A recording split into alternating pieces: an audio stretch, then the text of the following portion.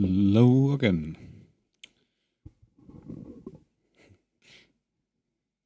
Cat's looking over me. Anyway. I kind of failed today at actually writing stuff I wanted to.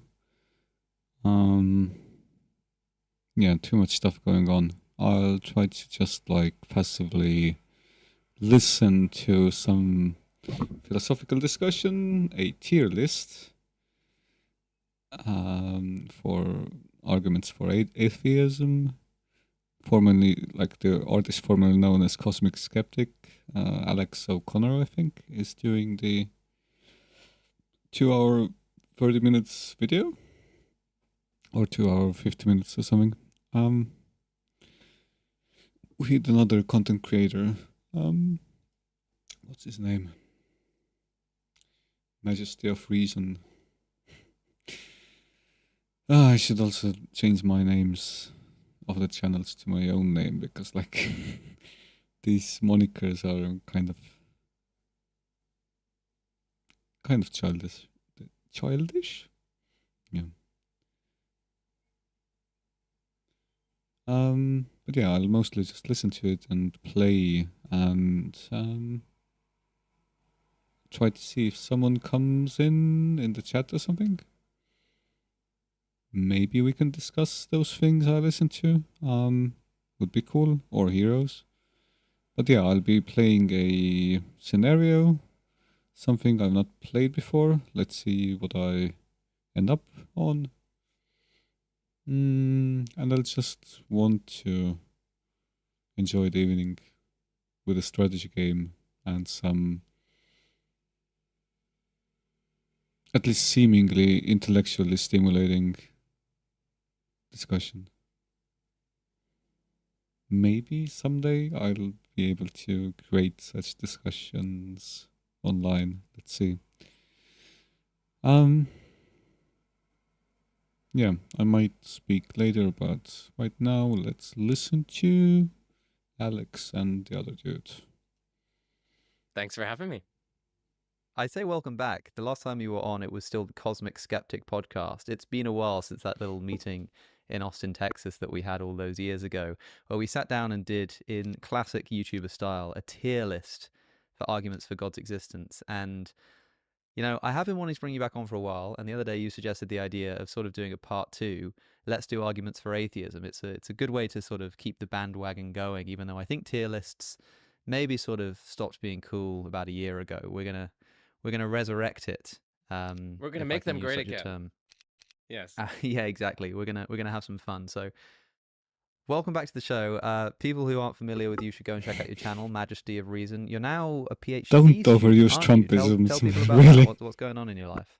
Yeah, so I'm a PhD student at Princeton University, writing lots of stuff in metaphysics, philosophy of religion, philosophy of time, making lots of super epic cool videos that everyone should immediately watch, including 12-hour-long videos like over the weekend that we did our last tier list. So yeah, that's what's going on in my life. Yes, sir. What was that really long video? It was like every argument for God's existence or something. Yes, they Capturing Christianity did a video outlining like over 150 arguments for God's existence, and basically I just went through each of them and gave my thoughts, and I also drew on like published literature in giving those thoughts. So that's part of why it was so long. Just a couple, right? Just 11 or 12 hours or so. Excel is a bit too much. I think it was well worth it.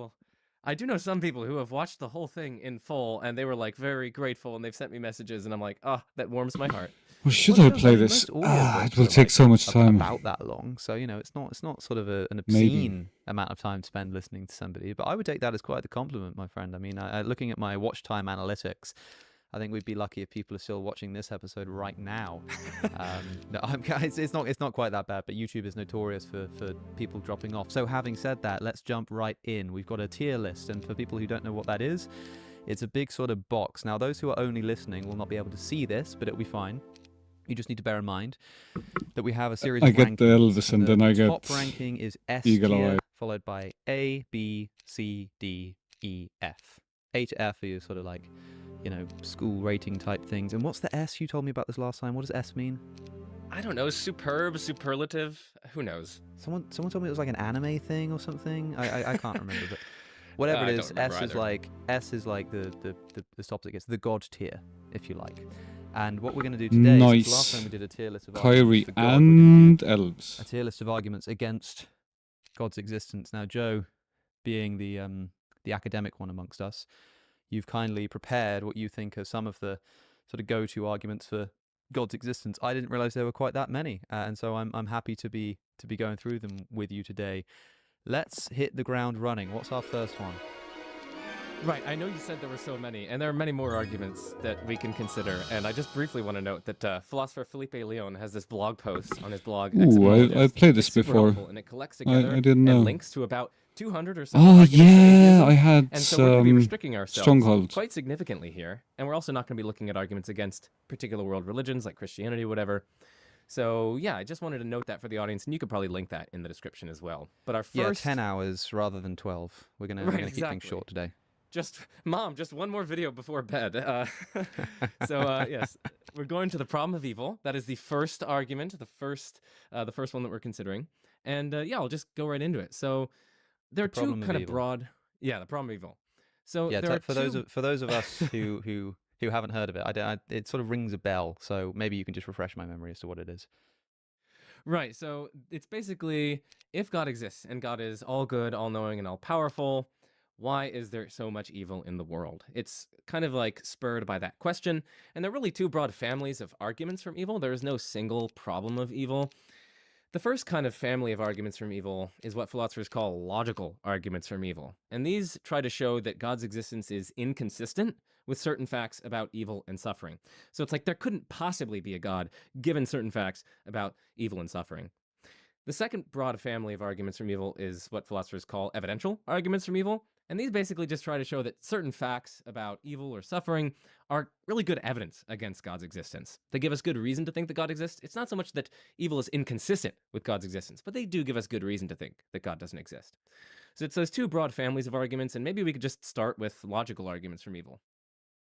Sure. So logical argument from evil, trying to actually exclude the possibility of God's existence given the nature of evil, and this will have something to do with a sort of logical incompatibility between the existence of evil and God. Why would the existence of God lol, I actually completed this shit. logically preclude the existence of evil? I think this would involve God necessarily being good, right? You'd need a picture of God that means that you can't have a God that isn't a good God, and you'd need to have an idea that there can't be a good God who would allow evil.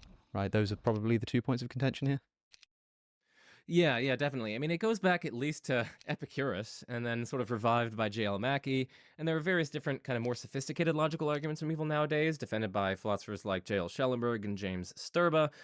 But yeah, the basic idea from like Epicurus is that, well, if God exists, then he's going to be all-knowing, all-powerful, and perfectly good, and he's going to be essentially all of these. Since he's all-knowing, he's going to know about all the evil in the world, and he's going to know how bad it is and how to prevent it. Since he's all-powerful, he's able to prevent it. And since he's perfectly good, he's going to want to prevent it. And if a being knows about something, knows how to prevent it, is able to prevent it, and wants to prevent it, then it just follows that the being will prevent it. So then, if God exists, there's going to be no evil. It just follows from God's existence. But since there is evil, it just strictly follows that God doesn't exist. So God's existence is incompatible with the existence of evil. QED sounds great. Now, like we'll discuss some of the objections, and hopefully we can keep things relatively brief because I want to get through as many of these as possible. Also, this is rather familiar territory for most people listening to this show. I want to say from the outset, though, this immediately strikes me as S tier, not necessarily because it's like the best argument in the world, but just because it's the problem of evil, man. This is like the atheist argument. It's like the first thing that people go to. It's the last thing that people sort of complain to about God. Probably if they made it to the pearly gates themselves and were still criticizing him, it would be either that. We have maybe some stuff this game. Would come in at a very, very close first or second. So I mean, what we didn't talk about was how we're going to actually rate this. So like S tier, A tier, B tier. We can talk about the strength of the argument. We can talk about historical relevance. We can talk about its persuasive power, even if it's not actually very good. In principle, it might happen to convince a lot of people. Based on those kinds of considerations, it kind of ticks all of the boxes for me so far to be like absolutely top tier, but I don't know I don't know if you sort of agree with that initial intuition. Yeah, it's difficult because, like, how are we to rate these? Are we rating them in terms of plausibility, in terms of, strength, power to convince, ease with which it's communicated? I guess the way we did it for the theistic arguments was at least, generally speaking, how strong are they as arguments? Like, do they give us good reason in general to think that God exists or doesn't exist? And I think that's probably how we should rate these. And so, Sure. I mean, we could probably, before we get into the rating, we should probably at least mention the evidential argument or arguments from evil, as well as like certain criticisms. So, yeah, because some people will say that, like, I mean, the initial response to the logical problem of evil is to essentially say that, well, God can have good reasons to allow evil.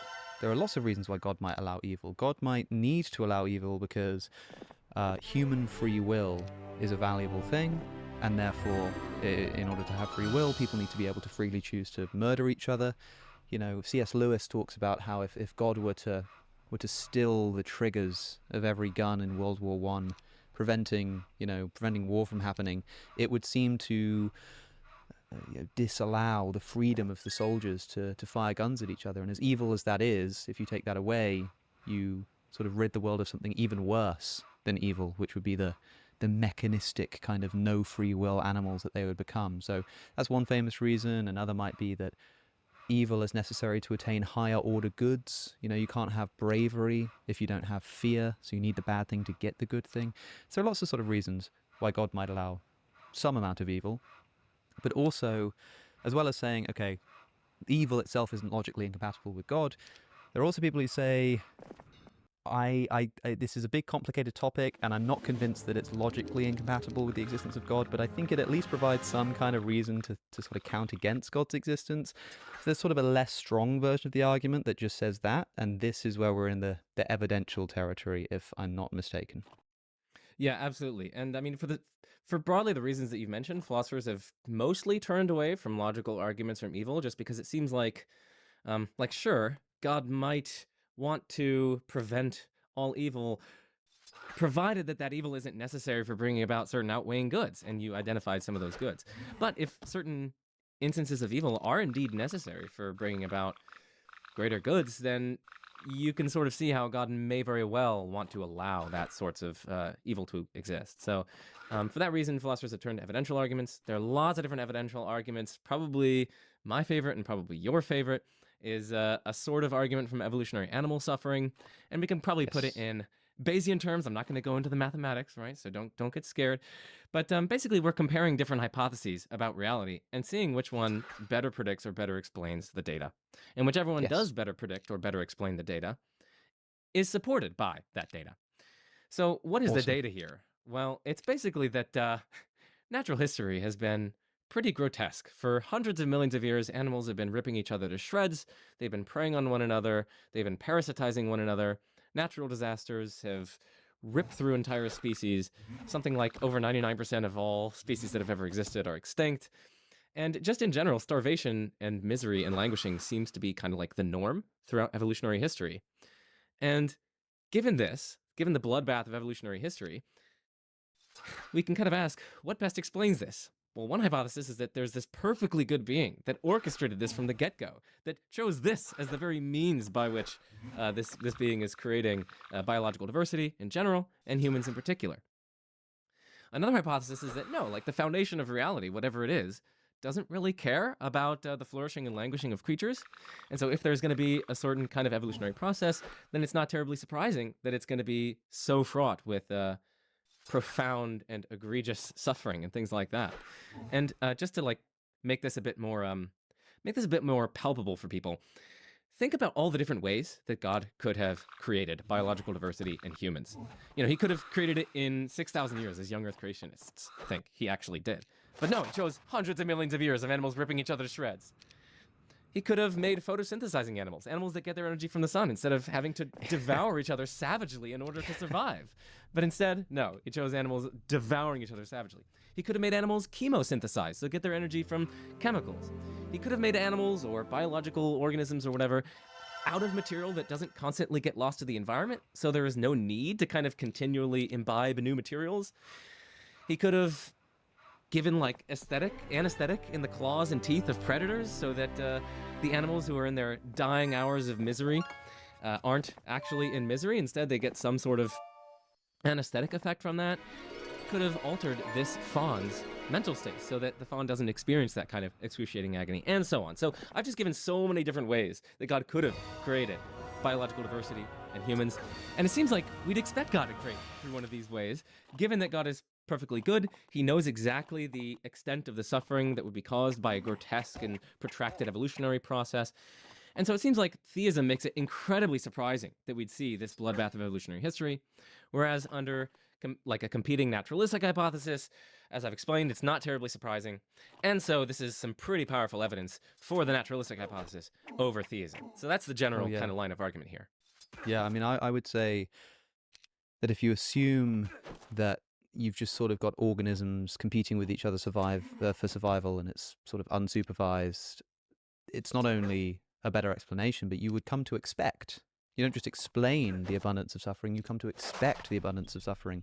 And it's worth emphasizing that natural selection is the process by which we come about.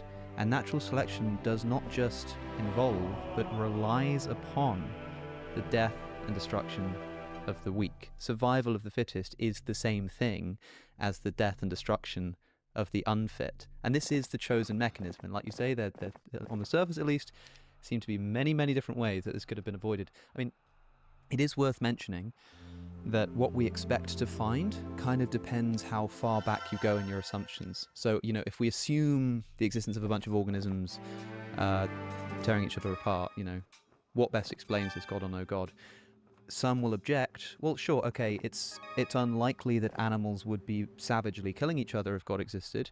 However, if God didn't exist, it would be unlikely that anything, including animals, existed at all. So if you're going to play the game of sort of, well, what would you expect if there was no God? Oh, you'd expect an entire universe with planets and animals that sort of come to life and have, you know, first-person centers of consciousness and eat, and like none of that's in any way likely if there's no God. So some people will just want to push that assumption back and say that the very fact that you're talking about animals that can suffer is itself reason to believe in God. That does sort of move it to a different argument, because now we're talking about like an argument for God's existence from the existence of animals. But it is sort of interlinked, and it's also worth pointing out that people do say one of the arguments for God's existence is the moral argument, that objective moral standards can only exist if God exists. And so if you're looking at the world and saying, oh, this is wrong, I don't like this is bad, you know, all of this suffering, you know, boo, people like to say, well, by what standard are you judging the world to be bad? And if there's some kind of moral standard by which things are bad, then you're assuming the existence of God. Therefore, you are, in the words of Frank Turek, stealing from God in order to make your case against his existence. What do you think of that? Yeah, so basically everything is wrong with that. So firstly, in terms of the data, we don't have to construe the data in terms of like evil or something like that. All we have to construe the data is a protracted process of profound suffering. And then we can, like, that does not commit the person who's running this argument to there being objective evil. It doesn't commit them to an objective moral standard. Instead, we're just using the descriptive state of affairs of there being a very protracted process of grotesque, overwhelming, seemingly gratuitous suffering, seemingly pointless suffering. So once you do that, then we can just compare how likely this data is under the respective hypotheses, and we don't need to commit ourselves to there being objective evil or something like that. So no, you don't need to run the problem of evil, or you don't need to be committed to there being objective morality by running the problem of evil. That's one thing to say. The second thing to say is you can always sort of run this kind of point, even if you were to put it in terms of evil and objective evil, you could always put it in terms of an internal critique. So the theists themselves, the theist is committed to there being objective evil. The theist is committed to thinking that these instances of suffering are evil. And it's an internal problem for them then, if they're positing this omnibenevolent God who orchestrated this process, that he would create it in ways that are rife with this kind of evil. Evil, in fact, seems to be the very engine, the very mechanism of creation. So the argument then doesn't need to be run in terms of saying something like, oh, hey, this really is objectively evil, and that shows that God doesn't exist, you can say, no, you theist, you believe that this is objectively evil, and so you have a problem on your hands. I don't need to say that this is objectively evil. That's the second thing. That's a second response. And then a third response, there are actually many more, but I'll just give this for the sake of time. The third response is that not only do Turek and proponents of these arguments typically merely assert that objective morality requires God's existence. Typically, they don't give adequate justification for this, at least by my lights. But also, there are countless models that are perfectly consistent, defended by professional ethicists, countless consistent models of how you can have objective morality under a non-theistic worldview. So people can check out my channel for various videos that I've done on that, but we don't need to get into that here. But suffice it to note I think that, basically everything we say should be footnoted with at least 10 different videos that you've made, and probably an article in a journal somewhere as well. I'll make sure the relevant stuff is linked down in the description. But you're right. I'm not sure if I think I interrupted you there. I'm not sure if you had anything else that you wanted to put on that's to all this. good. I mean, we can cover objections all day long and talk about these sorts of things, but we should probably get into ranking. Yeah, this one. we're here for the ranking, man. I know you suggested S tier. Yeah, talking about it now, it's. I mean, it's definitely got to be at least A, right? Like, I think it's probably S tier. Like I say, just because it's an absolute classic. I mean, it would be rediscovered by any person who ever thought about the existence of a good God. There is the problem that it assumes God has to be good. It doesn't really do anything. I mean, you said earlier that we're not arguing against any particular religious tradition. There are religious traditions that believe in a sort of deistic, non-personal God that this doesn't really do anything for, which makes me maybe want to bump it down to A, but it's got to be one of those, surely, right? I'm not sure. Maybe it's just too good. I would vote It's S better tier than my because, main again, town. it's the problem of evil. Like, if that doesn't Yeah, get you're S right, tier, man. then what else is gonna get S tier? And Yeah. lots of professional philosophers defend this, and it does really have, I think, sway with people, and it's got some high degree of plausibility. Cool, right. Problem of evil is going in the S tier. I'm writing this down just so I can keep track of where we are, and we'll put it on screen. But for those listening, hopefully you can just keep track. So problem of evil is S tier. Probably not a huge surprise to anybody, and probably not super interesting to anyone who's watched even like 2 minutes of any video I've ever made in the history of my YouTube channel. So let's briskly move on. What's next? Next up is the argument from divine hiddenness.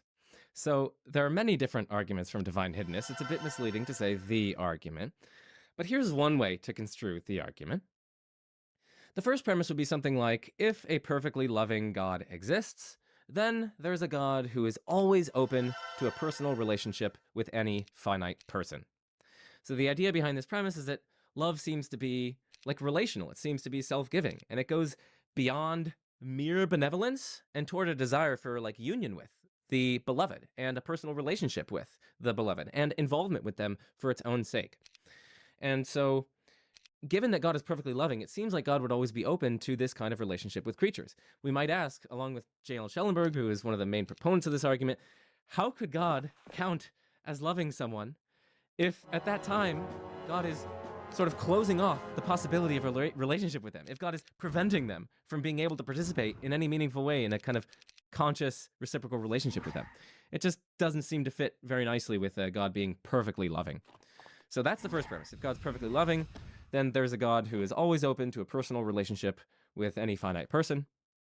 The second premise would be that if there's a God who is always open to a personal relationship with any finite person, then there's going to be no non-resistant non-belief in God. Okay, so what is non-resistant non-belief? Well, it's just basically people who fail to believe in God, but that's not, their failure to believe in God is not due to like willful, culpable resistance to God on their part. So that's what a non-resistant non-believer is, and that's what non-resistant non-belief is. It's someone whose non-belief is not due to willful, culpable resistance to God or to relationship with God. And so the reason for thinking this premise is true, that if there's a God who is always open to a personal relationship with any finite person, then there's going to be no non-resistant non-belief. The idea is that the relationship in question, a kind of conscious, meaningful, reciprocal relationship, requires that the other person believes that you exist. Right? You need to have them actually believing that you exist in order to be in a kind of conscious, meaningful, reciprocal relationship with them. And so given that God is open to that, and the other person is also open to that, they're not sort of willfully resisting it, God would take the steps to ensure that they minimally meet the bare necessary conditions for being in a relationship with them, namely believing that God exists. So we get that second premise. But alas, the third premise is that there is non-resistant non-belief in God. And so, given that if there's a God who's always open to a personal relationship with any finite person, then there is no non-resistant non-belief. But there is non-resistant non-belief. It follows that there is no such God who is always open to a personal relationship with any finite person. And again, if there is a perfectly loving God at all, then God is always open to a personal relationship with any finite person. And so it's going to follow that no perfectly loving God exists. So that's the broad brushstrokes of the argument. There are many ways that one could go in response, but I'll just turn it over to you.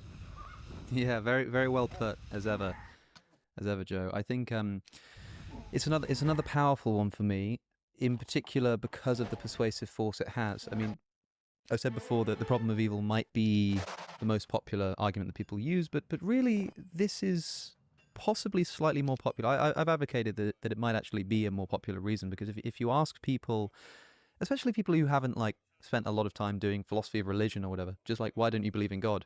It's like, I don't know, man. I just sort of, he's just not there, you know? I've never felt him, I've never seen him, I've never seen any evidence, like any of that kind of stuff. Then they might talk about evil as well, but a lot of the time, especially for the more sort of passive atheists, it's just not something that they're confronted with. It's just not something they think about. Sure, they'd be perfectly willing to encounter God if he sort of showed up, but it's just not there. So I think it's powerful for that reason. And again, possibly, I mean, for me, I've relied on it so heavily that it's another possible S tier, but I'd understand if it might be a bit lower for various reasons. But for me, this is like the fundamental question. I mean, with the problem of evil, there are like responses that evil seems like this big topic, this huge sort of confusing mystery that's like embedded into at least certain religious traditions like Christianity, God suffering on the cross. But the sort of just God just not being there, that's less present, that's less addressed. It's sort of always assumed. I mean, even the psalmists who will write about their sort of quarrels with God or their confusion about God, they never use this as an argument to think he doesn't exist. They're only ever confused. They're only ever thinking he's evil, or they don't understand him properly. It's quite a more modern phenomenon, I think, to use this as reason to think there is just no God. And so I think it's quite powerful. There are, as you say, a number of responses. I mean, what you essentially have to do is deny one of the premises. So some people will say that God has good reason to hide himself from people. And some people say, well, actually, there are no non-resistant non-believers because everyone has enough reason to believe in God, and there's some reason why they're not. The first thing to note is that those two contradict each other. You can't believe both of those responses at once. You can't say that, well, actually, no, there's more than enough evidence for everyone to believe, and at the same time say, oh, but God also has good reason to not allow people to believe. That can't be true at once. God might have reason to restrict evidence from people, but then for me, an interesting subset of this argument is the problem of religious geographic distribution. So the fact that statistically speaking, you are far more likely to be a theist if you're born in Rwanda, say, one of the most Catholic countries in the world, than if you're born in Thailand, which is like 90-something% Buddhist, and Buddhism is atheistic, therefore you don't believe in God. So if Christianity is true, for example, then your place of birth is a statistically reliable indicator of how likely you are to be saved. That doesn't seem so great. And people will say that this commits the genetic fallacy of you sort of believing something for the wrong reason doesn't make it true, doesn't make it false. That's of course that is of course accurate. However, if you believe that it's being supervised by a God who loves everybody equally and wants to come to know everybody, like you say, then why would he hide his face more from the Thai than from the Rwandans? Or is it just that the Thai are just naturally like orders of magnitude more resistant than the Rwandans are? And if that's the case, then why are they built in that way? You know what I mean? So there are so many problems as to God's seeming arbitrary desire and ability to reveal himself to some and not to others. There are those who even don't want to believe in God, like C.S. Lewis's conversion. He talks about dragging his eyes, darting like a desperate animal for any means of escape, dragged into belief in God. And there are those of us who go, please just give me something, and they get nothing. So the arbitrariness of God's revelation, the geographical distribution of God's revelation, and also the fact that it doesn't seem to accord with people's desires, seems to me to undermine belief in God quite powerfully.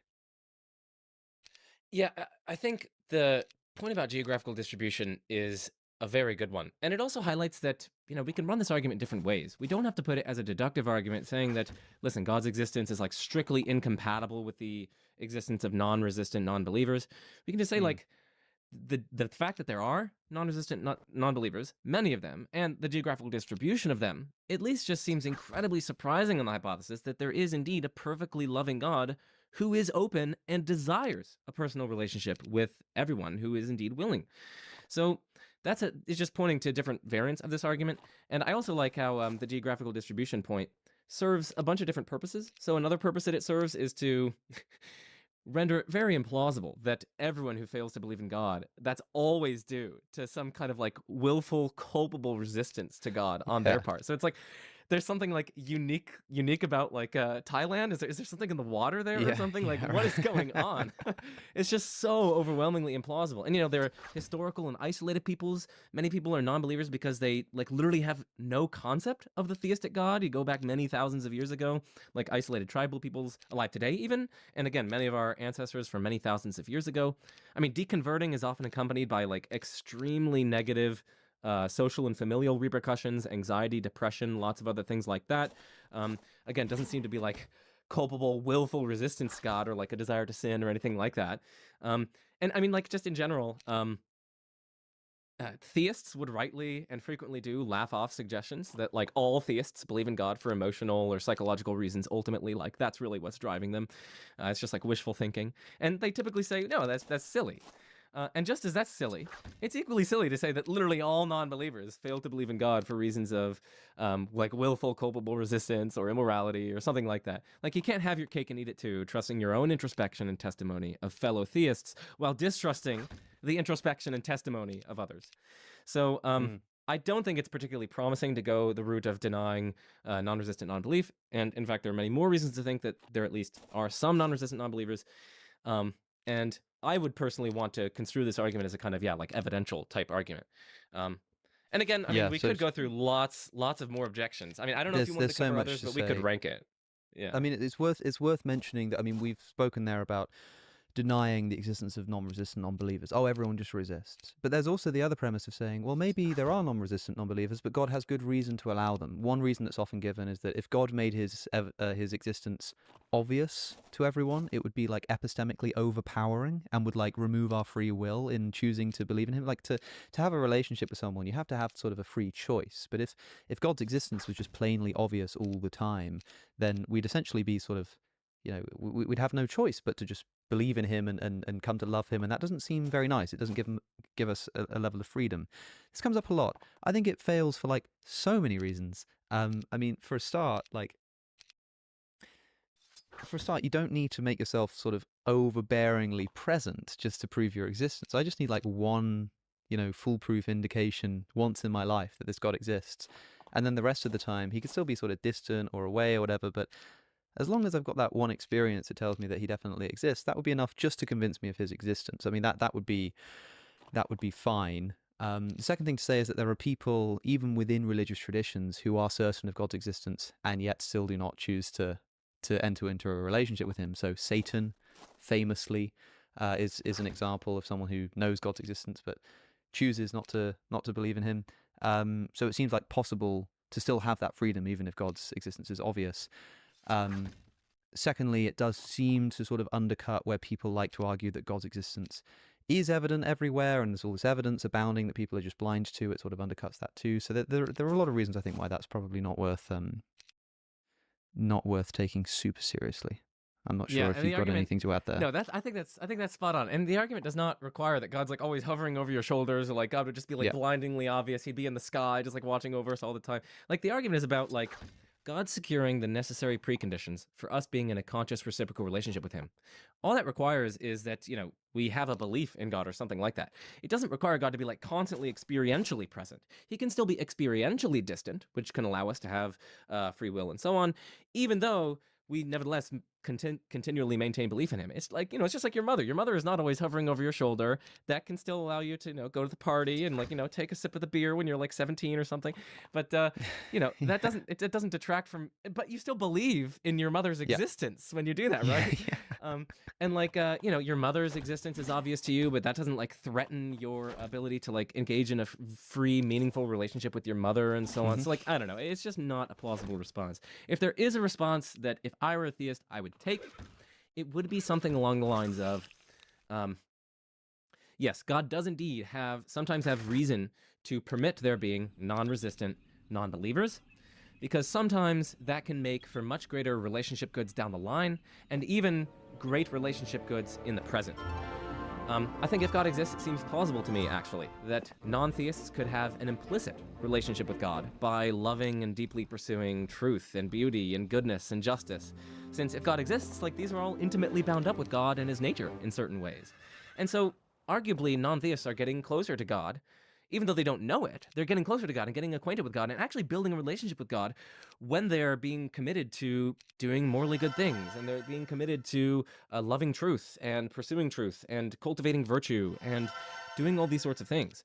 It's similar to, when Jesus said I forget which gospel it is, maybe it's multiple gospels, but Jesus basically, there are various people who fed the hungry and clothed the naked, and they said to Jesus, like, Lord, when did we do these things for you? And Jesus replied to them, well, whatever you did for one of these least brothers of mine, you did for me. So it's like, by helping other people, we are, even if we don't know it, we are indeed kind of serving God. And so non-theists, if God exists, non-theists actually can be in a kind of implicit relationship with God. And oftentimes that may actually sometimes be more valuable, at least for them in the current moment, than an explicit relationship with them. Like, despite the fact that they don't think there's any reward in the afterlife or something like that, they are committing to truth and they are committing to goodness and these sorts of things. And so and there's good practical reason for, like, everyone loves a good conversion story. C.S. Lewis, I already mentioned recently, Ayaan Hirsi Ali, she sells out a crowd, I don't know if it's sold out, but this, crowd in New York come to listen to her talk to Richard Dawkins about why she's now a Christian. And it's quite a beautiful, moving story that lots of people are clapping and applauding, and maybe there's some utility in a conversion, which you can't get if somebody spends some amount of time not believing in God. The problem I have with that, though, I mean, what you said was sort of like implicit relationship anyway, but some people have suggested, well, by being a non-believer, you sort of move towards a relationship with God, and there's something better about becoming, one of God's children where you were not before. It's sort of like a prodigal son-esque. This is better because you know what it is not to believe, and now you do. One interesting problem I have with that is the existence of libertarian free will. So, like, suppose we say, well, God is allowing me to be an atheist now because one day I'm going to discover his existence, convert to Christianity, but there's some value in that process. Maybe, look, I'm a YouTuber, and if I convert to Christianity over in the next few years, that will, bring the message to a lot of people, cool. But if you believe in libertarian free will, if you believe that people have free will, then somebody could break into my house right now and slit my throat. And if they do that, if they happen to choose to do that before the time that God had allotted for me to convert to Christianity, then it seems like I would not inherit eternal life because I didn't accept Christianity by the time that I died. Whereas if I'd have been alive for another few years than I would have done, which means that my salvation, my going to heaven or hell, is determined not by God, not by me, but the choice of any random person who could come and slit me in the throat. There are, of course, responses to that. Maybe God would just treat me how he knows I would have behaved if I stayed alive. Maybe God, knowing when I'm going to die, would change the sort of course of effects or course of events or whatever. But it's worth considering. So lots of lines to go down, lots of interesting things to think about. Another probably quite familiar one to the audience, though. Where do you think it ranks? Well, it has, I mean, it does have, at least as we were saying and arguing, it does have some modicum of plausibility to it. And like you can kind of, this is what, like you said, this is what so many atheists think to themselves. It's like, he just doesn't seem present. And, so many even religious believers struggle with this. It's like, if God really does want a personal relationship with me and I'm open to it, then why does he seem so absent? So I do think that there's some plausibility to the argument. Of course, there are back and forth objections and so on, but I'm inclined to put it pretty high up. It seems plausible for me I mean, you're right. It does just feel like, God's not there. But then there is the sort of story of the fish looking for the water, or Immanuel Kant's image of the dove flying through the air and feeling the wind resistance and thinking, gosh, if only I could just get rid of this air that's holding me back. If I could just get rid of it, I'd be able to fly so much easier. There is a sort of possibility that we can't see it like the air that we're breathing. Glenn Scrivener has a book called The Air We Breathe, about the sort of culture of Christianity that surrounds us without us realizing it. But that analogy can also be used for God's existence as a whole. Like, maybe it's just like so foundational that it sort of, you stop noticing it. Like how you don't notice that you're speaking a language when you say sentences, because it's just sort of the mechanism that you've embodied. So there's some plausibility in a response like that. I mean, it doesn't take away the feeling of people sort of trying to pay attention and noticing, but it's certainly like, and those kinds of responses, I think, unlike the problem of evil, when somebody says something like that, it's kind of, I think it's more difficult to like double down on the point and be like, come on, man, like look at this deer on fire in a forest and tell me that this is, because God needed to invent bravery or something. It is just ludicrous. Whereas when somebody says, look, man, I know you don't feel his presence, but you got to understand that you're interacting with it wrong, or that he's there in ways that you wouldn't otherwise understand, it's like, it's more difficult to just be like, come on, man, like, look at this thing. So maybe it's more sort of like, I would say A tier at least, but I'm thinking maybe A rather than S. Yeah, I mean, I'd be cool with A tier. I mean, another thing just one final thing that I want to mention. So I think I agree with A tier. So we can put it in there. But one final thing that I do want to mention is that we might think that the hiddenness argument, or certain versions of the hiddenness argument, are successful against certain versions of God or God's existence or religion. Like, if you have a particular brand of Christianity which predicates one's salvation or one's consignment to hell on one's beliefs, right. In my view, this actually is an incredibly powerful argument against that version of Christianity. It just seems so implausible to me that, let's say, someone in Thailand, who just through no fault of their own has never even heard of Jesus Christ or something like that. Or, like the hunter-gatherers who are living in isolated parts of the world, like literally causally isolated from everyone else, have never even heard of Jesus Christ or God or things like that. And so through no fault of their own, they fail to believe, and yet they're being consigned to hell on the basis of that. That just seems so overwhelmingly implausible. It just seems patently unjust to me.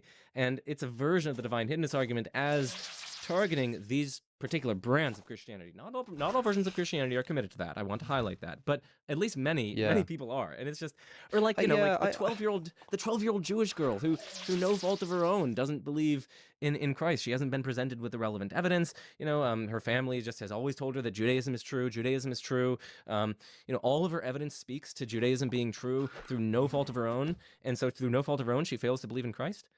It's just so. It's just not plausible to me as an objection. I think it's anyway. worth pointing out as well. Again, I don't want to dwell here because we'll take forever, but I think it is worth mentioning on this geographical distribution point that, like you say, some people think that to be saved, you need to know about Jesus. I think that's wildly implausible. I think so do a lot of Christians. Jesus is the way that people come to be saved, but not knowledge of Jesus. It's Jesus' sacrifice. The thing that matters, and in fact, I think Jesus emphasizes this in the Christian tradition, the thing that matters to him is that you do the will of the Father. Like, doing the will of the Father is the important thing. Being a good person, doing the right stuff. And so, interestingly, and St. Paul writes in the first epistle to the Romans, in the first chapter, verse 20 reads, "For since the creation of the world, God's invisible qualities, his eternal power and divine nature have been clearly seen, being understood from what has been made, so that people are without excuse." So quite like fierce language. People are without excuse. It's like written into the world and onto their hearts. But he also does describe them as invisible qualities, as if to say they're not things that you can see and quantify, and yet they're so obvious that people are without excuse for not paying attention to them. It's worth bearing in mind that some people say that's what matters. So the 12-year-old Jewish girl who's never heard of Jesus, well, she's still going to have a moral conscience. And if she follows that moral conscience, then she's doing the will of the Father. And so for a Christian, for example, you might say that, well, America is way more Christian than Iran. And somebody might say, well, nominally, yeah, more people call themselves Christians in America than call themselves Christians in Iran. But a lot of American Christians aren't really living a particularly Christian life. And Hey, a lot of so people in cool Iran who, gaming. despite being Muslims, are still living a life which broadly How are is you doing? sort of Sorry, I in didn't. keeping with the will of the Father. I They've got didn't a see moral you. I conscience. was. They look after the family, etc. What's up? Mm.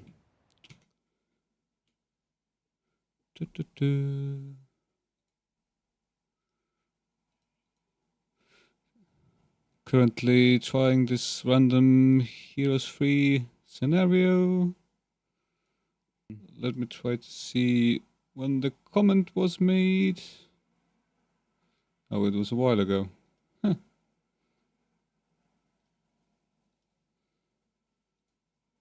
Whatever.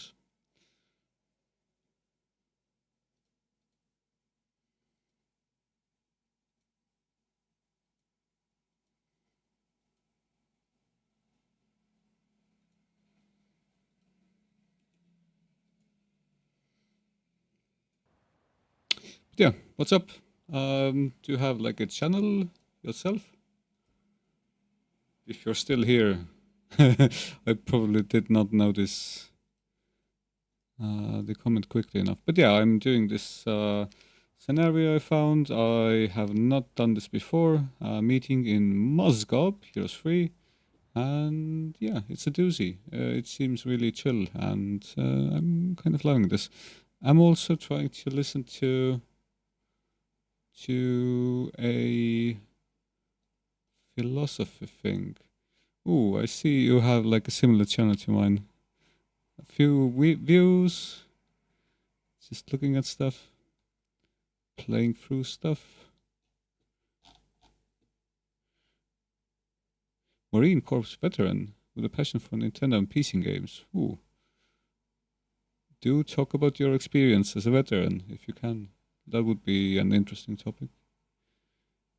I'll subscribe to.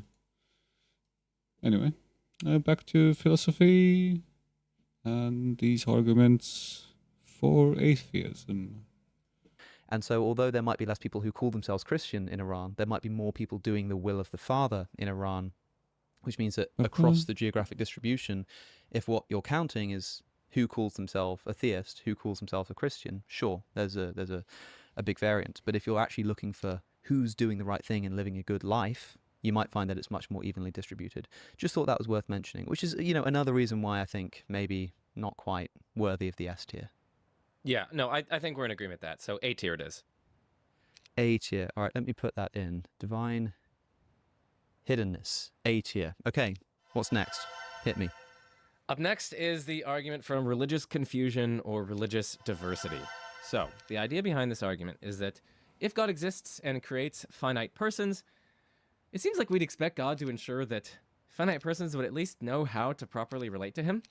Like, relationship with God, after all, is profoundly valuable, and failing to appropriately relate to God is believed by most theists to have, like, dire eternal consequences. Ooh, that hero So has should some therefore strongly movement expect speed. God to clearly reveal to finite creatures the proper way to relate to him, more generally what God is like, and how we can flourish in communion with him. But here comes the data, right? Crucially, though, God has not clearly revealed this. Like, the world is, like, massively religiously diverse and confusing, containing thousands of religions with competing claims about God's existence and his nature and his character. And they have various competing claims as well about how we are to live our lives and how God wants us to live our lives and, the appropriate ways of relating to God and achieving salvation or things like that. And so, like, the idea here is that, like, evidently, if God exists, God seems, like, shockingly inept at conveying these matters of such dire and eternal significance to humanity, leaving us with, like, conflicting and non-obvious religions with, like, pretty, like, mundane and seemingly silly religious texts depicting God as, like, drowning babies or, like, commanding the utter destruction of entire people groups, including, like, the children, or, like, sanctioning monstrosities like collective punishment, things like that.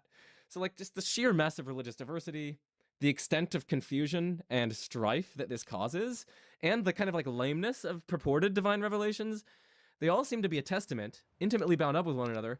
They seem to be a testament to God's, like, failure to kind of adequately communicate and clearly communicate to us what God is like, how we are to live, and how we are to kind of appropriately relate to God. And so, given that we, like, very strongly expect God to do that if God exists and God hasn't done that.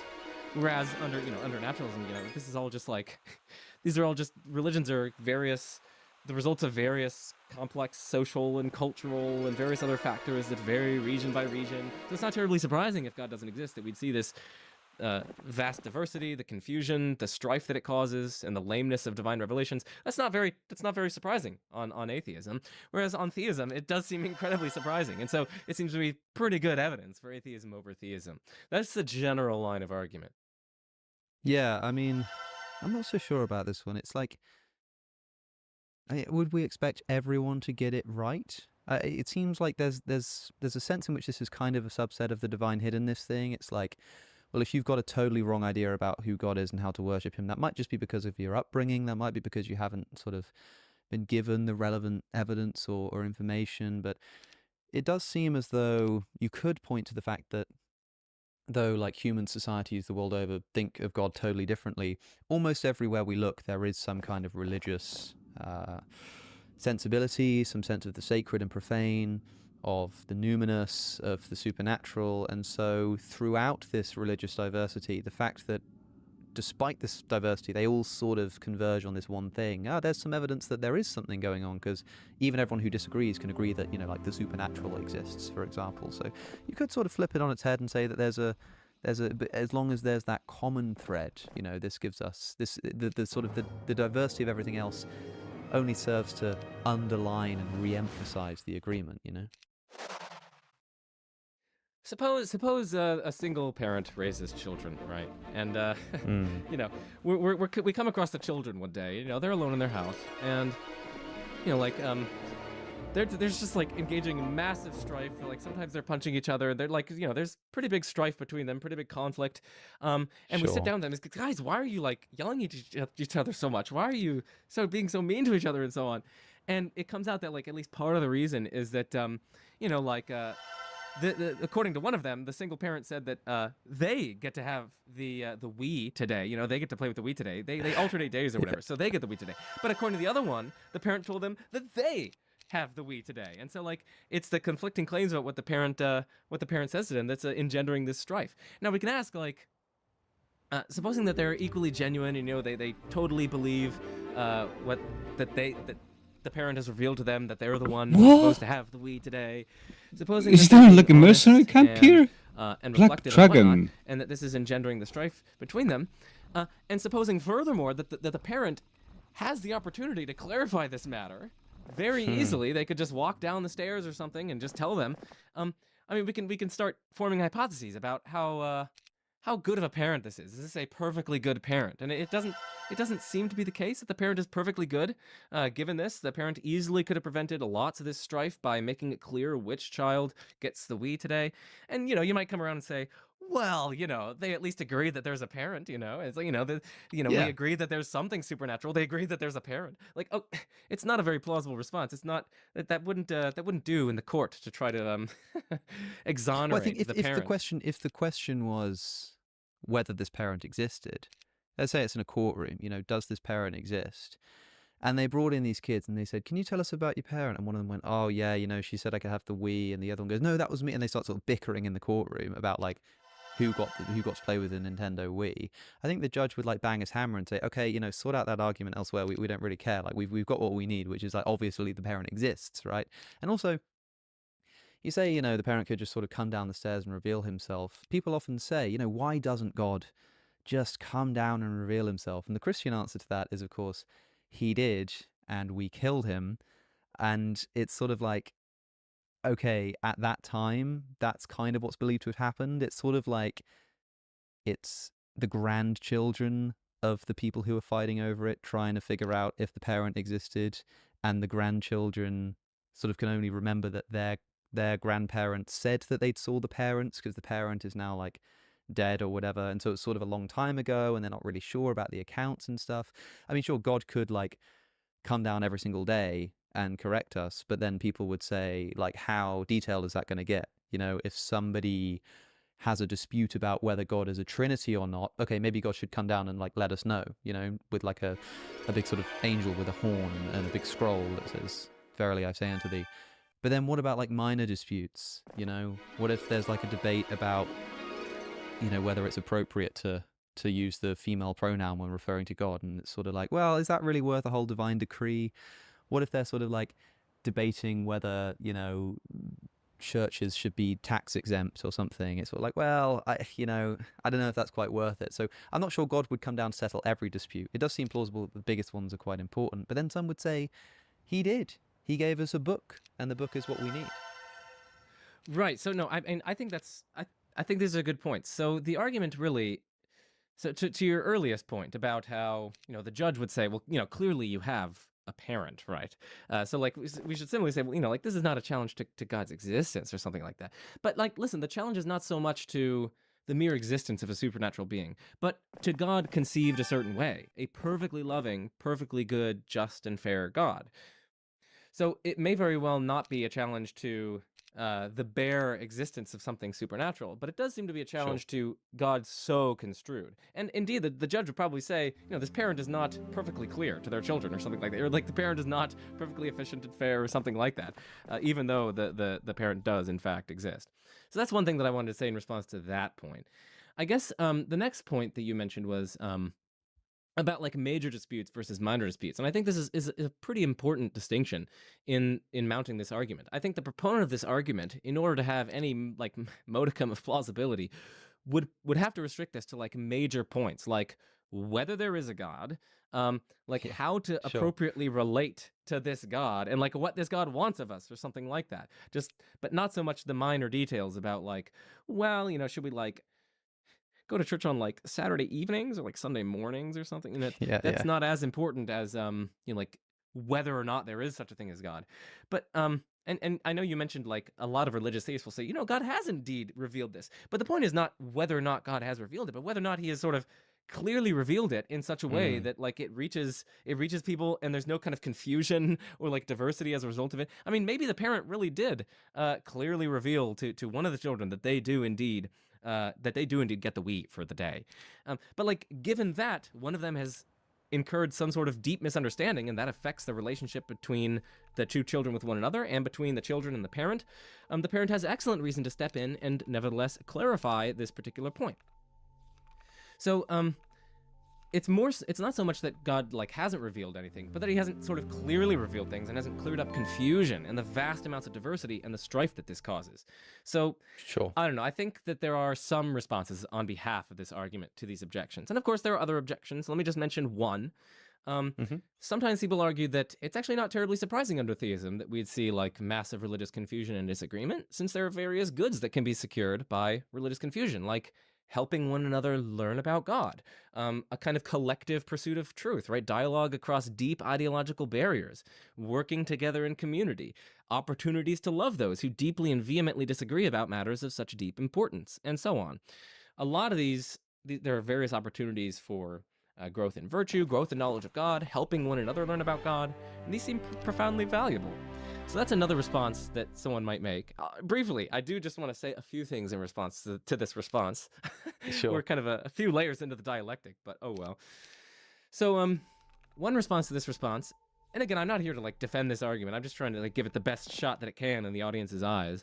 While there are indeed a number of goods that result from, massive religious confusion and disagreement, there are also lots of bads that seem to be much worse than those goods, like, religious wars, religious persecution, widespread religious intolerance, dehumanization of those on the opposing side, tribalism, significant epistemic vice.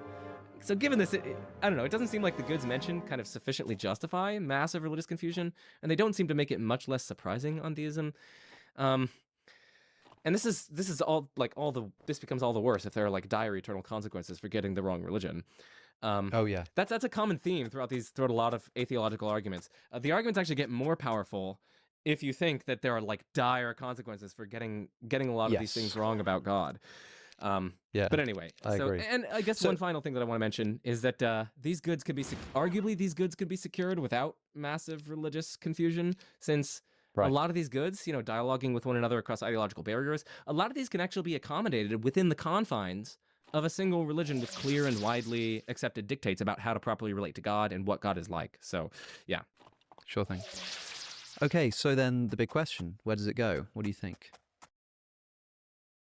Well, I mean, in my estimation, it's not as powerful as the problem of evil or divine hiddenness. I agree. But, you know, as I've been trying to steelman the argument, it does have some plausibility to it. I don't know, like, you know, these parent-child analogies. The more I talk, the more I'm sort of convincing myself. I'm putting it so eloquently that I'm beginning to. It's sort of bumping up every single time. No, I agree with you. As we talk through it, you're quite right. It is powerful, and like I say, it's kind of a subset of this divine hiddenness kind of thing. Like, I must say that there is like an intuitive, non-propositional force to just thinking, like, really, like there's like a whole world of Muslims and a whole world of Christians, and both of them just think that the other has just got it like deathly wrong. And they're just these fully functional countries, societies, religious traditions and histories and theologies and scriptures, and like really, like at least one of them is just like completely doomed. I don't know about it, man.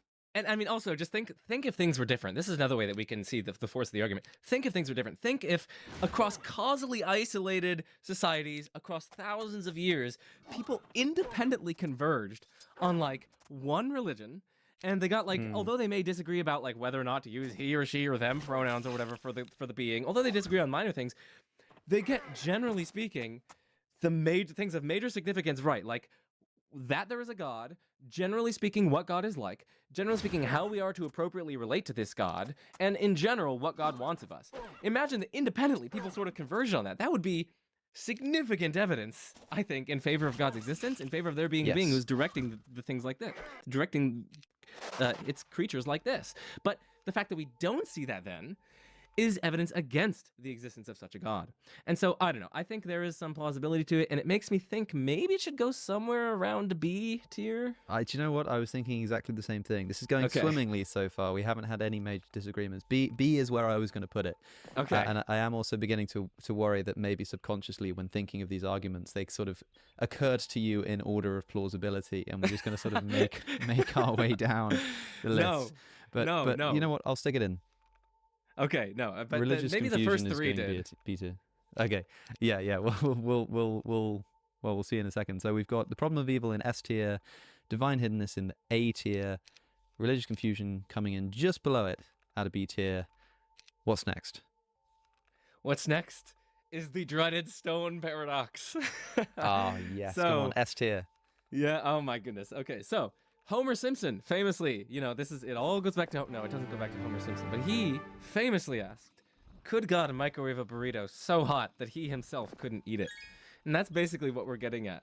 I'll put it in terms of the stone because, okay, fine, it's a stone paradox. I like the burrito paradox better. It's much, has a better flavor to it. That was good. That was good. Zing. Okay. Yes, that was a good one. Okay, anyway, the question is, could God create a stone so heavy that he himself could not lift it? If yes, then there's something that God can't do, namely lift the stone, and so God can't be omnipotent. If no, then there's also something God can't do, namely create the stone, and so God can't be omnipotent. Either way, God can't be omnipotent, so an omnipotent being is impossible. Yes.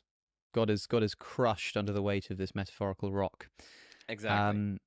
Okay, so let's unpack this a little bit. You talked about omnipotence. Okay, I think most people, when they're defining God, do say God is omnipotent. That is sort of all-powerful. So one easy way out of this is just to say, oh, I believe in a God who's not omnipotent. Problem solved instantly. He just can't do like all things. Cool, easy, that's fine. But a lot of people want to say, no, God is all-powerful. So if God is all-powerful, then is this not a paradox, Joe?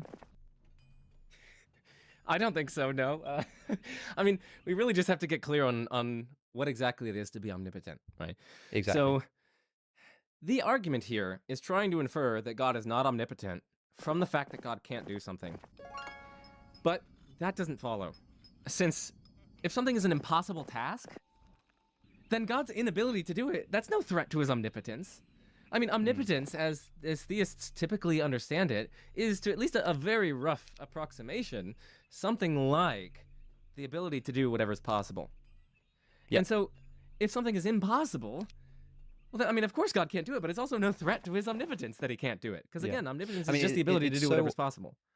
it's so obvious that, like, if you say, well, omnipotence is the ability to do anything, and you could just think, okay, well then, can God do an impossible thing? Well, hold on. Yes? No, wait, no, we can't do something that's impossible. Like, that doesn't make any sense, right? And so instantly it's just this paradox. And that's so sort of obvious and self-defeating that this can't be what we mean by omnipotence. Like you say, a good definition of omnipotence is the ability to do anything that's possible. So God can't make a square with 3 sides.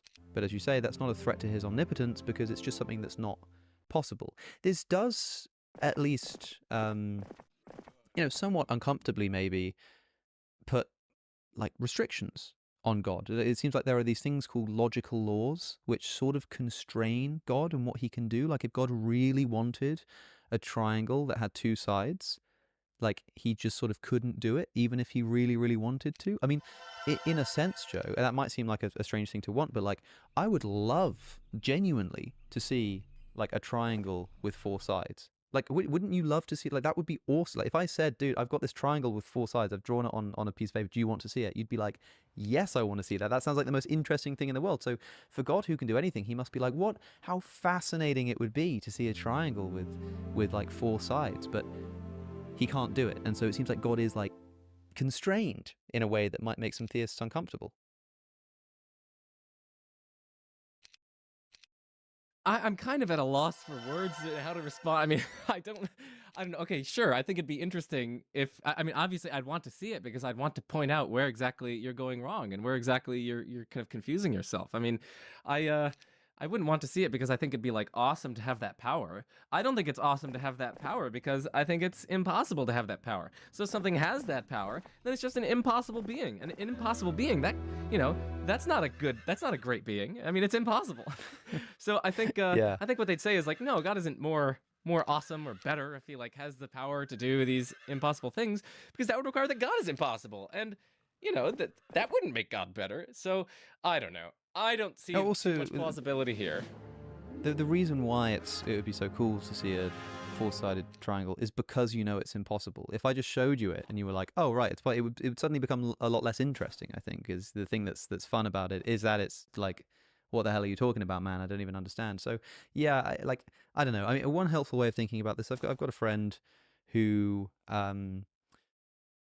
talks about things existing both in the intellect and in reality. Like a unicorn exists, it just sort of exists in the mind, right? And there's a sense in which like the word unicorn has a referent, in the same way that like Sherlock Holmes seems to have a referent. Like when I say Sherlock Holmes, there's a sort of thought that attaches to, in a way that all of the characters that Arthur Conan Doyle never wrote about and no one ever wrote about don't seem to have a referent. They seem to even if like Sherlock Holmes doesn't exist, the characters that were never dreamt of by any author seem to exist even less, if you know what I mean.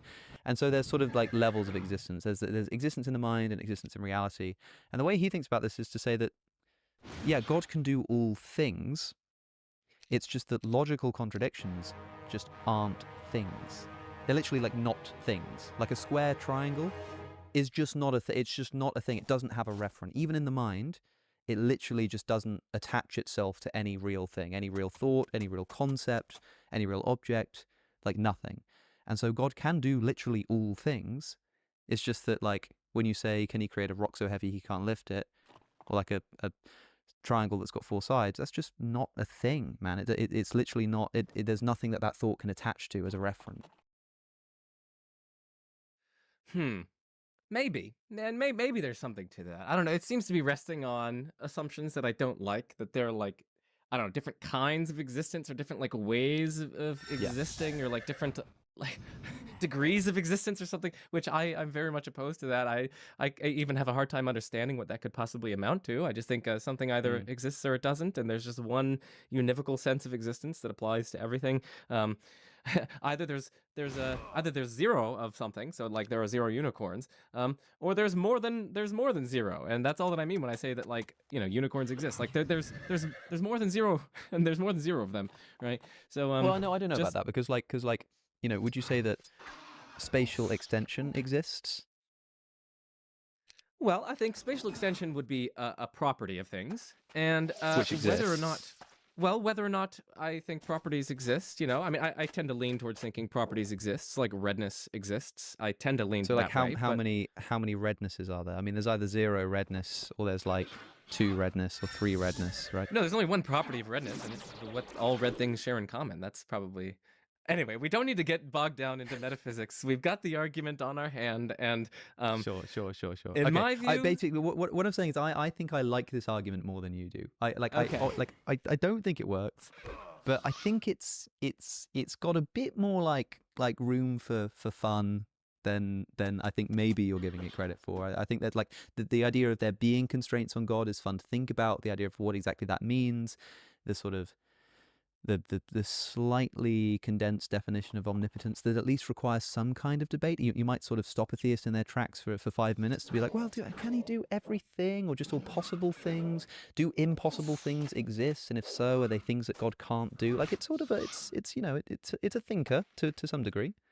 Yeah, and it definitely it spurs interesting philosophical reflection on what exactly it is to be omnipotent and our analysis of omnipotence.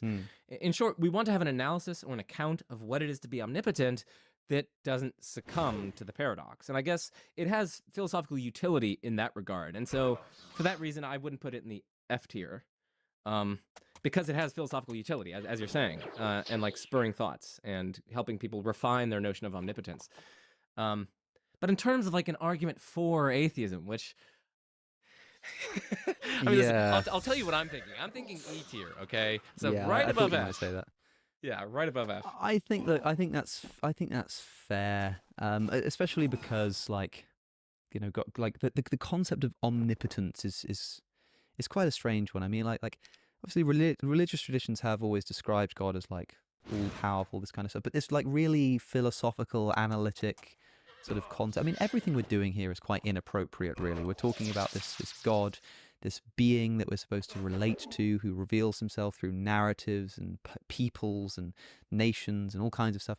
And we're sort of like, yes, but does he fulfill the necessary and sufficient criterion of being able to, if P is the set of all possible things, does it, that kind of crap just feels like a bit inappropriate. So like against this like religious tradition, and also against the fact that someone can just say omnipotence just means the ability to do all possible things, and against the position that somebody could say, yeah, well, maybe omnipotence is like a slightly lesser quality than we had it, than we thought, or maybe God isn't omnipotent. There's just like so many reasons to be like, this should remain both on the sort of Twitter feeds of cringe atheist meme pages and also in the E tier. Yes. I mean, in terms of like whether or not it succeeds, like I would actually put it in the F tier, but because it has philosophical utility, it's going in the E tier, maybe.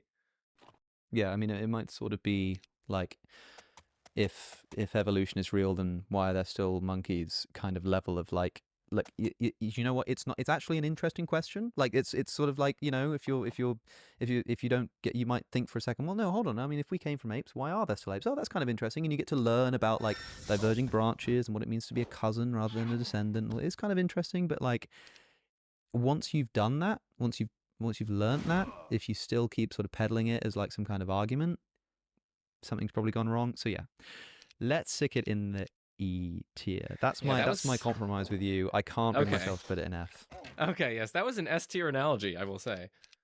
Oh well, thank you, sir. Plenty more where that came from. Speaking of which, what's next? Next up is the argument from the scale of the universe. So, in short, the argument is universe big, therefore no God. So that's basically what they... I could probably try to steelman it. I mean, I see this on atheist meme pages all the time, and it's basically like, they're talking about the size of the universe and how it's like so implausible that, God would create this just to have a relationship with you or something like that. So if I were to steelman this argument, if we look at the universe, it is so overwhelmingly vast, and it's mostly lifeless and barren, and just devoid of things of value. It's just mostly uninteresting stuff, And similarly with, like, time. I mean, it's only, in terms of, like, cosmological history, we've only gotten, like, things of value, like valenced conscious states of pleasure and pain and whatnot, we've only gotten that for the past, like, maybe hundreds of millions of years. And, the universe has been here for at least 13.8 billion years ago. And maybe that was preceded by, like, a big crunch or something like that. I mean, in terms of, like, the temporal span of the universe and the spatial span of the universe, like, it seems to be mostly full of, like, barren, valueless, lifeless stuff. And so the thought behind the argument, and this is my just steelman of it, is that, well, if God creates a universe, as theists think he has done, like, we'd expect it seems, to be brimming with things of value. Since that's just, like, that's much more valuable than a universe that isn't brimming with things of value. But a mostly lifeless and barren universe is the opposite of that, right? So the universe that we have is the complete opposite of what we'd expect under theism. And by contrast, it's much more expected if God doesn't exist, and fundamental reality just doesn't care about producing things of value. If there are going to be things of value under such a view, then they're going to be very, very tiny portions. Or at least it seems more likely that they're just going to be very tiny specks in all of the barren, lifeless wasteland of reality. And so then, the thought is that the size of the universe, the scale of the universe, and the insignificance, the seeming insignificance of things of value within the universe is evidence against God's existence, because it's much more surprising on the hypothesis that God exists than it is on the hypothesis, than a competing, like, naturalistic hypothesis. So that's my steelman of this argument. I'll turn it over to you. I mean, you're just sort of smiling and laughing as if to suggest that you can't even take it very seriously. I must say, I was talking about this the other day with somebody or other, about the sort of... I mean, I've been arguing with people a lot recently, or talking a lot about the decline of the significance of propositional arguments, like what I was just saying in the existence of, in the question of God's existence. Like, people are much more interested at the moment, it seems, in the cultural space, in, like, narrative and politics and this kind of stuff. The sort of analytic philosophy arguments of God's existence has fallen out of favor a bit, and part of the reason for that is because there is something that you can't quite capture in a syllogism about, like, thinking about the size of the universe, watching one of those videos where it, like, zooms out into the Earth and the solar system, and you talked about time, like 13.8 billion years have passed. God knows how much future, including after, human beings could, like, destroy themselves with a bunch of nukes. Probably not on, like, a religious picture of divine intervention, but, like, such a big span of time. I mean, famously, the analogy people give, if just in case people aren't aware of this, I mean, you talked about how we've been here for a few hundred million years in terms of, like, conscious agents, and the universe has been here for billion years. People often can't get a grip on the difference between millions and billions. The famous example is that 1,000,000 seconds is 12 days. 1,000,000,000 seconds, do you know how long it is, Joe? 1,000,000,000 seconds? It's like 37 years or something? It's 31 years. 31 years versus 12 days for the difference between 1,000,000 and 1,000,000,000. Like, it's unfathomable. And even then, it's quite difficult to really wrap your head around just how long the universe has been here. And just kind of, like, what? So that, like, I mean, the joke is, like, oh, and all of that so that God can tell you not to masturbate. Like, it's funny. It's a good stand-up bit. But it does also capture something which, like, when I see that video, or I see that sort of scale comparison of how tiny we are in these huge galactic expanses, like, it does leave me thinking, like, man, there's something just wrong with the idea that we're what it's all about. And could I put it into a syllogism? Like, maybe, like you just kind of did. You sort of steal me, you can come up with a way of putting it, but it doesn't quite capture.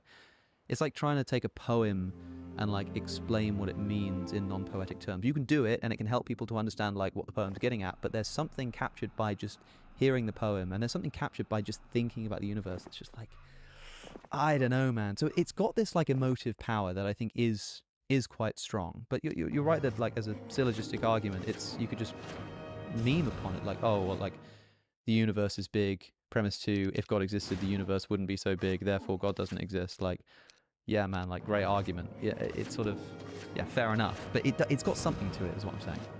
Yeah, I mean, so I think that's an interesting point. And it's similar to what at least a number of theists say about God's existence. It's like, just, like, look at the trees, man. Like, it's fall. Just, like, seriously, look at the trees. And you're just struck with, like, the awe and the beauty of creation. Okay, like, put this in an argument. Premise 1, trees. Look at the trees. Premise 2, if look at the trees. Okay. Like, God exists. Conclusion, God exists. Look, I mean, fair enough. like, yeah. Fair enough. But having said that, I think there's, like, you know, the sort of, like, the bell curve IQ thing, and there's sort of it's like a bit of a meme format. Yeah. It's sort of like the bell curve of intelligence, and it's like messy desk at one end, clean desk in the middle, and then messy desk again at the high end, right? So I think there's something like that going on with like, you know, no idea of like philosophy or theology, like, but God must exist because of the trees, and then it's sort of like curves up into, you know, the Kalam cosmological argument and contingency arguments, and then it just circles right back around to it at the heights of intelligence. No, like, yeah, look at the trees, man. Just look at the bloody trees. God exists. You know, there's like a version of it that, when properly thought out and considered and appreciated for what it is, like, it kind of does work, man. Like, you look at the universe, you look at the trees, you look at the world, and you think, man, this is awesome, this is beautiful. And it sort of gives you this feeling that you can't put in a syllogism. Interestingly, that often happens for people looking at the universe.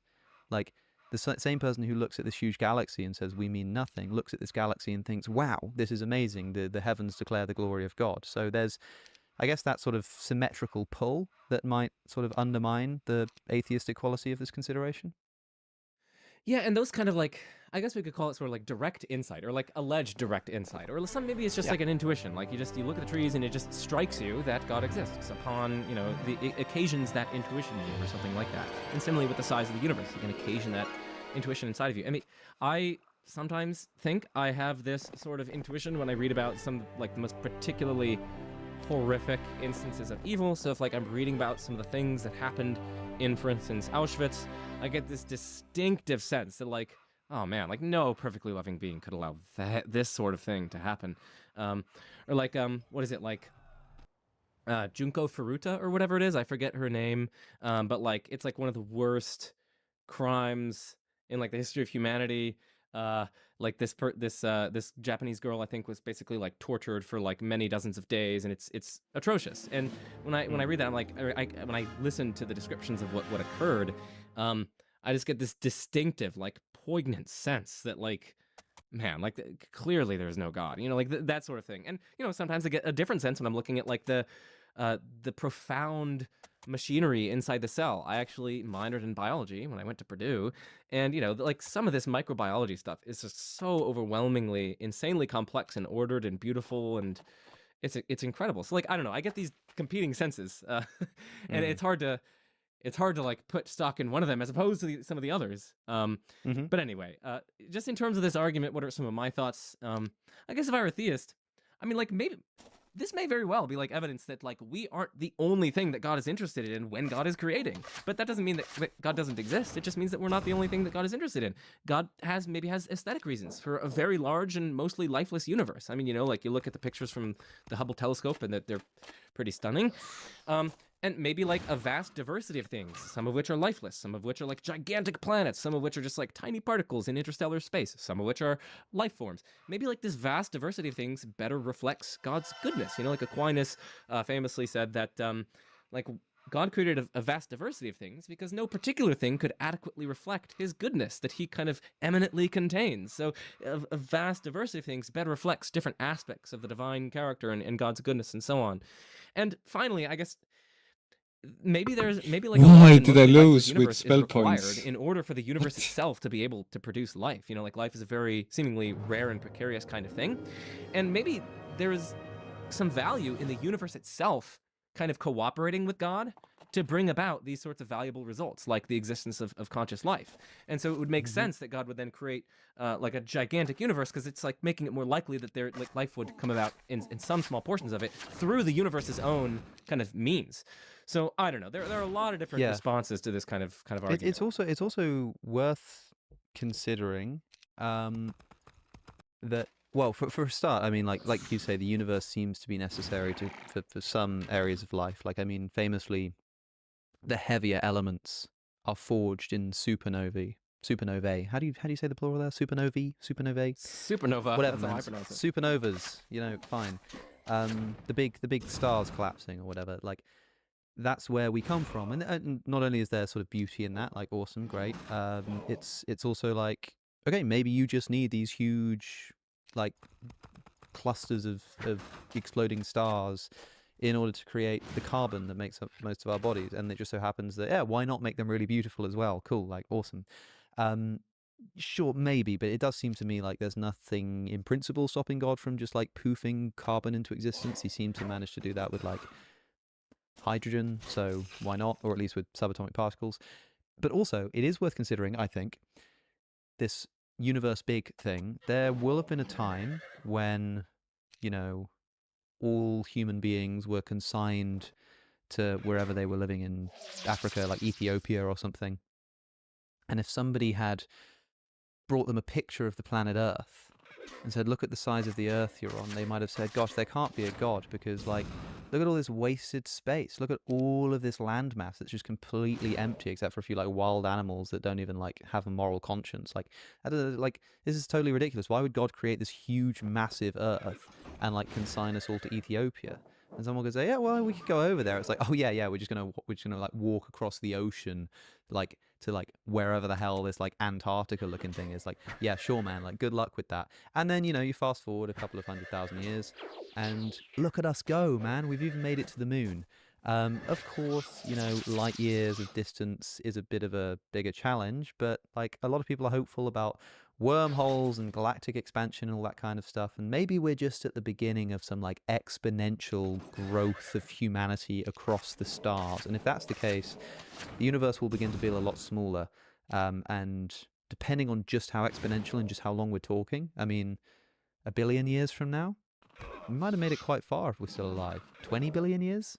50 billion years? I mean, like, man, we're talking about a long, long time. We're talking, like, orders of magnitude more time, possibly, than, like, the difference between, like, an amoeba in the ocean and a fully developed human being. So the universe could be full of surprises. I just think that's worth also bearing in mind. Yeah, now time for ranking it. So, I mean, preliminary thoughts for me is that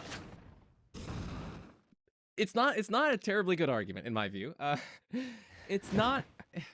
I feel like it's not as bad as the stone paradox. If we put the stone paradox in E, even though I think maybe it should go in F, if we put that in E, I think I'm inclined to put this in D. I was thinking the same, especially because it has that opposite pull of people do look at the universe and think, how beautiful, God must exist. Universe big, therefore God. Universe big, therefore no God. They both sort of do something for people.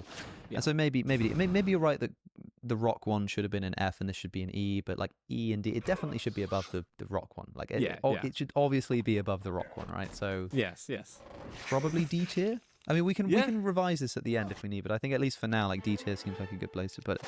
Yeah, sounds good. Okay, universe big is going into the D tier. Awesome. Another one down. What's next? Up next is the Evil God Challenge. So, we've got two different hypotheses on the table. One hypothesis is that there's an omniscient, omnipotent, perfectly good God. And on the other hand, we've got a different hypothesis, which is that there's an omnipotent, omniscient, maximally evil God. And the Evil God Challenge is basically saying something along, there are different ways to put it. But one way to run the Evil God Challenge is to say that, well, hey, the good God hypothesis and the evil God hypothesis are roughly equally plausible, or roughly equally likely, or roughly equally reasonable. After all, so the thought goes, arguments for a good God can often be paralleled to create roughly equally compelling arguments for an evil God. And famously, lots of arguments for God's existence don't tell us about the moral character of the creator or the designer or whatever. And moreover, objections to the existence of an evil God, for instance, that there's so much good in the world, can often be paralleled to create roughly equally compelling objections to the existence of a good God, that there's all this evil in the world. So the thought then is that the good God hypothesis and the evil God hypothesis are roughly equally likely. The motivations for the good God hypothesis seem to carry over roughly equally plausibly to the evil God hypothesis, and the objections to the evil God hypothesis seem to carry over roughly equally plausibly to be objections to the good God hypothesis. And so, since they're both roughly equally plausible, or equally likely, or equally reasonable, if the evil God hypothesis is incredibly unlikely, then it's going to follow that the good God hypothesis is also incredibly unlikely. And so then the next premise is that, well, hey, the evil God hypothesis is indeed pretty unlikely. It just seems kind of silly in itself. Some people call it even preposterous. And moreover, the profound goods that we see in the world just seem to count strongly against its existence. And so then it follows that a good God is also incredibly unlikely to exist. That is the argument. Now, I see this kind of as, I mean, it's obviously connected to the problem of evil. It might kind of be a support of the problem of evil. It might like be a version of it, because what we're essentially saying is like, consider, Mr. Theist, that there is this evil God. And the theist goes, well, I don't believe in that evil God that you're speaking of. And you're like, yeah, but like think of the Kalam cosmological argument, think of like all this kind of stuff. Like, surely God exists. Yeah, but you're saying he's evil, and that kind of being can't exist. Why not? Well, look at all of the good in the world. If there was a perfectly evil God, yeah, why would like, surely the universe could be so much more evil? Like, obviously there's too much good in the world for there to be a perfectly evil God. And and then the atheist says, aha, well, what about your good God? You know, there's too much evil in the world for there to be a good God. Now, the interesting thing for me about this is that when you raise the problem of evil and say there's too much evil in the world for a good God, it doesn't end there, because the theist says, oh, but there are lots of reasons why God would allow so much evil. There are so-called theodicies. You can also construct these for the reverse case, right? So now I'm saying, what about this evil God? And a theist says, I don't believe in an evil God. There's too much good in the world. And I say, but my evil God has really good reasons to allow so much good. For example, what's something worse than a homeless person starving on the street? A homeless person starving on the street outside a banquet where people are like, you know, just overly enjoying themselves, an abundance of food, so much food that half of it gets wasted and thrown in the bin, getting drunk, spending so much money, it's so much joy. And outside there's this homeless man who can see this through the window, who's starving on the street and freezing. That makes it so much worse. And you couldn't have that great evil, that comparative evil, if we didn't have this great good of luxury and pleasure. And also, you know, in order for human beings to freely commit evil. Okay, enough of that thing. Kind of messed up in the scenario, but whatever. I'll now read for the night.